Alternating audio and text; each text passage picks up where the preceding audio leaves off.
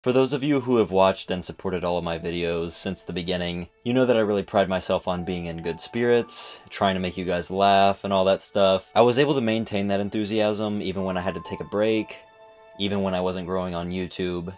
And the reason for that is because the past 9 months have genuinely been the best 9 months of my entire life. And the purpose of me saying all this goes all the way back to the first few weeks of my channel, when I made a little video called Movies to Watch After Getting Your Heart Broken. The first video to gain me a little bit of attention and subs was that one. The reason I made the video is because I didn't just think it was a good idea for what I was dealing with at the time, but I thought that me making these videos, it shouldn't just be for me, it should be a service for the people who watch them as well. Not just infomercial type stuff, but also stuff that you can actually think about and ponder on. Because it sucks to feel a certain way, and believe me, I know. This channel that you're watching, it wasn't really started by me. Yes, I came up with the name, I turn on the camera, I get in front of the camera, I write the scripts, but at the end of the day, I could never associate Liquid Jake with just myself.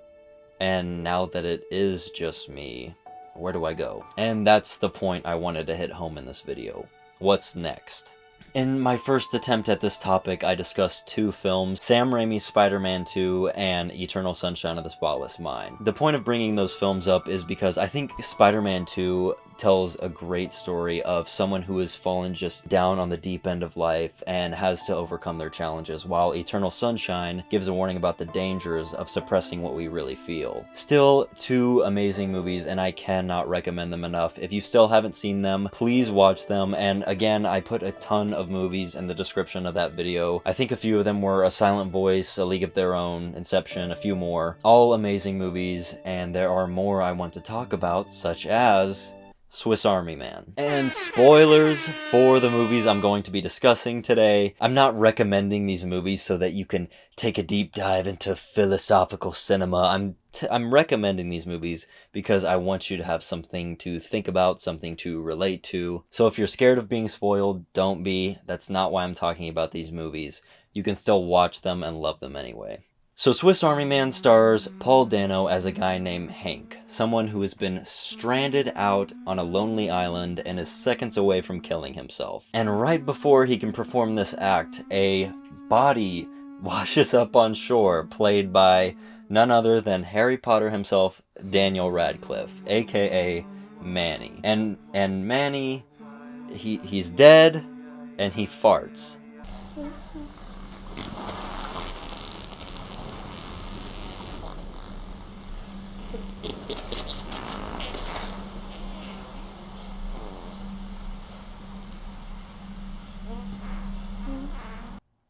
A lot. Manny farts so much that Hank actually rides him across the ocean like a dolphin. Is this the right movie? Polly, I think you put the wrong movie on the list. Whatever. So the 2 guys, they make their way back to shore. They're roaming around in a forest, and they end up in a nice little cozy cave. And out of nowhere, Manny, the dead guy, starts talking, and Hank is like, hey, yo, like, we are lost, we have no way home, like, do you know how to get home? And actually, like, with the power of Manny's boner, they're able to guide themselves back to... This can't be the right movie, hold on. So Manny's penis guides them in the right direction. What a film. The more these 2 characters are together, the more we find out about them. We find out that Manny, due to being dead, has no memory of who he is, what he was, what life even is. He's kind of just like this mass that Hank has to carry around. However, it's almost like if you had a baby with a fully developed brain. They have the capacity to learn very fast, but you still have to teach them. And because of this, Manny says a lot of things without a filter, sort of in the same way that a child would. You can't use your gas in front of other people. What? Why not? Because it's weird. People don't like other people's farts. Is that why you don't fart in front of me? No. I just like to do it alone, or hold it in. That's what you're supposed to do. What are we even going back home for? It sounds like you're not allowed to do anything back there. We learn throughout the film that Hank is sort of ashamed of who he is, and that's why he ran away in the first place. When Manny listens to music, he wants to sing out loud, but Hank tells him that if he does that, people will think he's weird. Manny is curious about his sexuality and asks Hank if he masturbates, and Hank says no, because his mom would be ashamed if he did. And Manny farts a lot. And whenever Hank farts, he feels like he needs to run away from Manny and hide the fact that he does. And learning all of this actually makes Manny, a dead person, very upset. Hank rode Manny across the ocean because of his farts. Hank survived because of this guy's farts. So how could Hank be so ashamed of his bodily functions, of his own mind, of his own actions?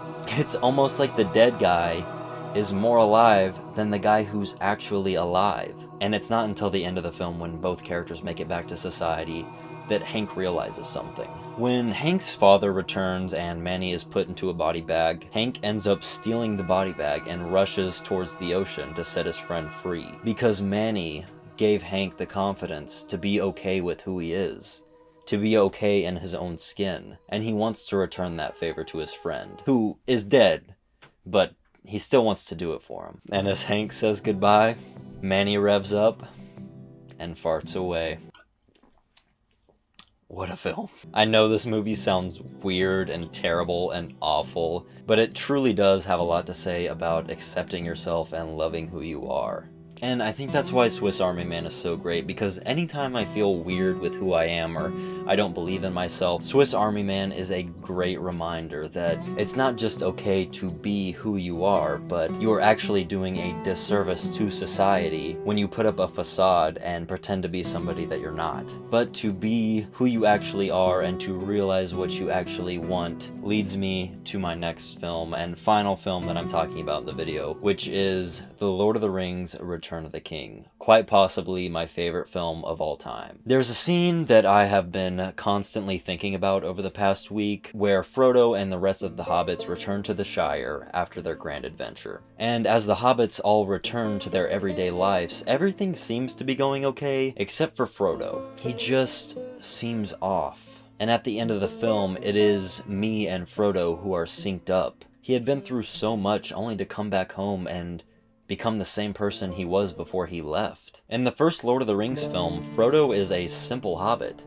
who's never been on an adventure, never even left the village that he grew up in. But he does. And not only does he go on an adventure, he meets so many amazing comrades, seen so many places that were only talked about in legends. He almost dies many times. He gets stabbed, spun up in a giant spider web, he gets poisoned, and most importantly, carried the single most dangerous weapon in Middle-earth from the Shire all the way to Mount Doom. A trek that took 11 months of his life. And at the last moment, Frodo and Sam literally save existence. So when Frodo returns home, we feel that wave of depression in the same way that he does. What's next? Where does he go? Frodo at this point has seen everything he could possibly see and do everything he could possibly do. And he just cannot connect to what he used to be. He feels that rush of adventure again.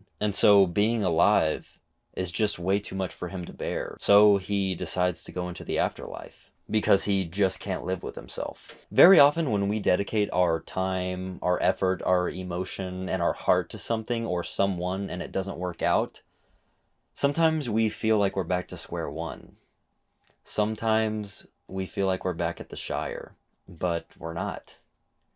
We are still on the adventure. And this is why I wanted to make this video, because someone important in my life told me that that first movies to watch after getting your heart broken video wasn't just me talking to all of you, it was me talking to my future self in a way. Because right now I definitely feel like Jim Carrey, and I definitely would like to have a lot of memories erased from my brain, because I feel like I've been launched back at the Shire, and I would rather just feel like I never went on the adventure. But if that were the case, then I wouldn't be here right now.